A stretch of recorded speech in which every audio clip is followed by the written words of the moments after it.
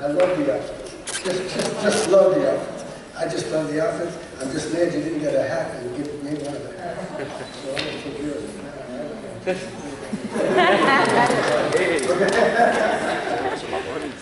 First of all, it's just wonderful to see you doing the brass.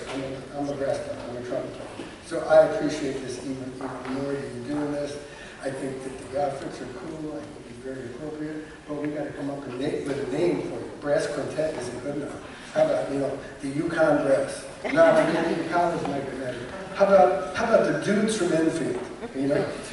Somehow come up with a name, and if you keep playing and you get into other. This literature you did today was extremely appropriate and wonderful and varied. But you get into some fun things too, where you might be able to get some gigs. I mean, you might be able to use this as something where you go out and make a few bucks and go play for this and go play for that. What grade are you in?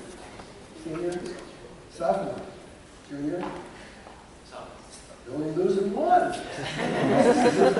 First trumpet player. How many brass quintets can you name that you know? Professionals. Canadian brass. What else? Empire brass. Dallas brass. Rhythm and brass.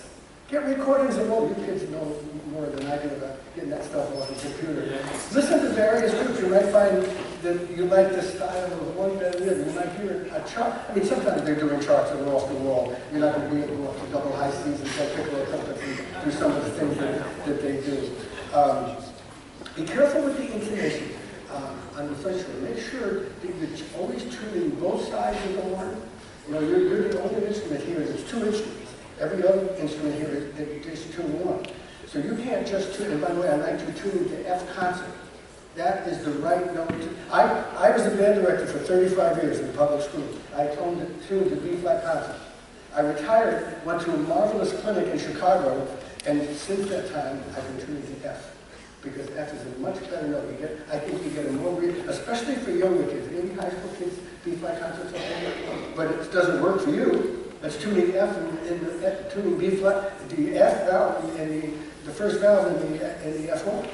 So what you need to do, the first French horn player in the Buffalo Philharmonic, who taught a lot of my kids privately, said what you need to do to really get your F slides down, and then go up to the notes that you can play with both fingers, like A flat, play it in F horn, and then play it and put your thumb in and play it in B flat, and match them. Get a tune in front, and then go to A, because you play A 1 and 2, and do it without the thumb, with the thumb. Same thing with B natural, and C.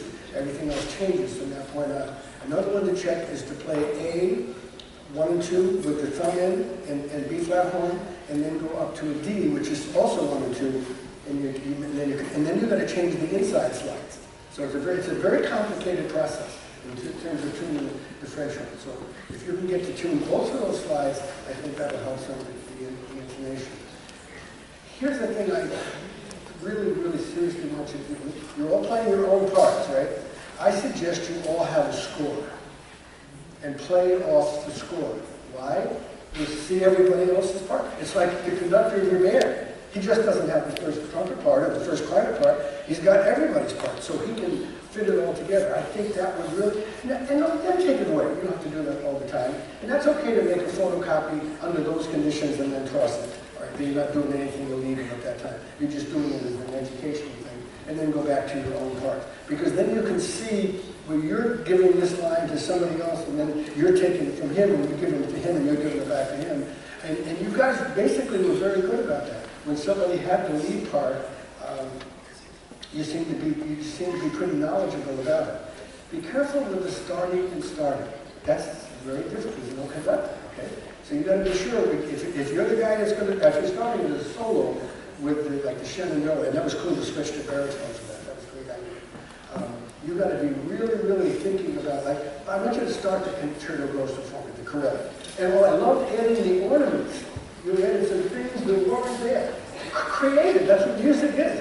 Creative is the place that nobody else has ever been. And what better venue than music to be creative?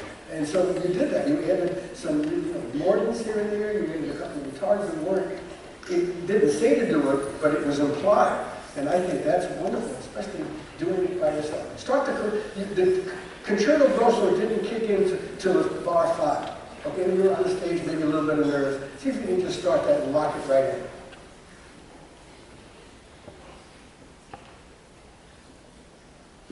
Yes. You know what you did better that time? I watched each one of you look at his. You knew he was going to start it. And your eyes went right over to his. Do that again. Cool.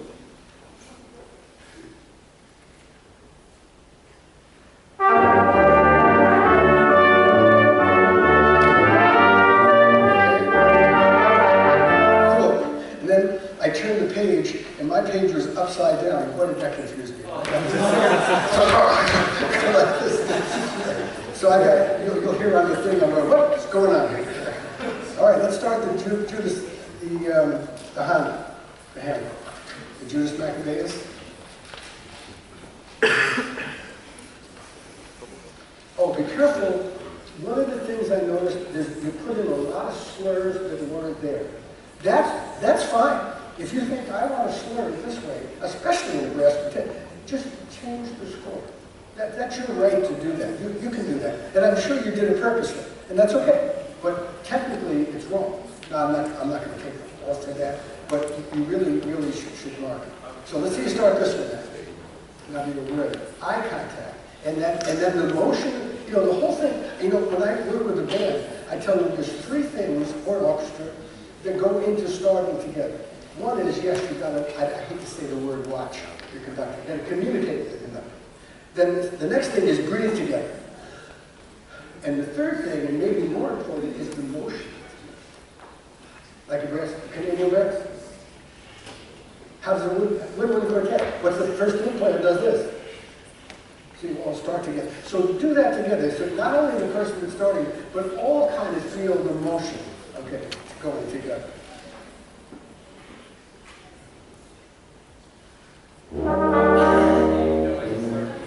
Let's see. All right. One job. You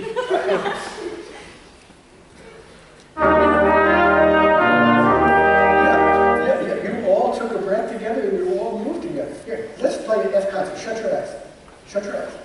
Come in. When you are on your lips, I want you to play an F concert by the sound of me taking the breath. It's almost perfect and you're not looking. Because look how keenly you listen. Shut your eyes again. Come in by the sound of me taking the breath. Okay, start the Maccabeus again. A little motion, breathe.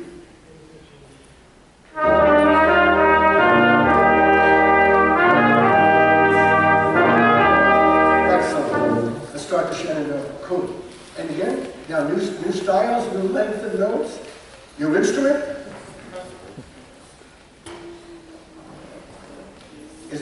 As the melody for Shenandoah goes up, put a little crescendo. Follow it right up, and they'll add to it. Yep. You're going to click the Okay, let's see you start.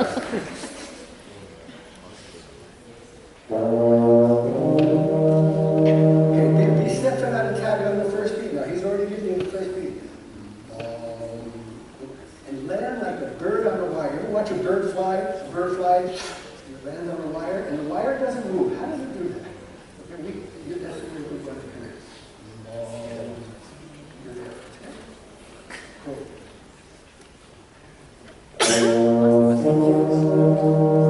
Little crescendo.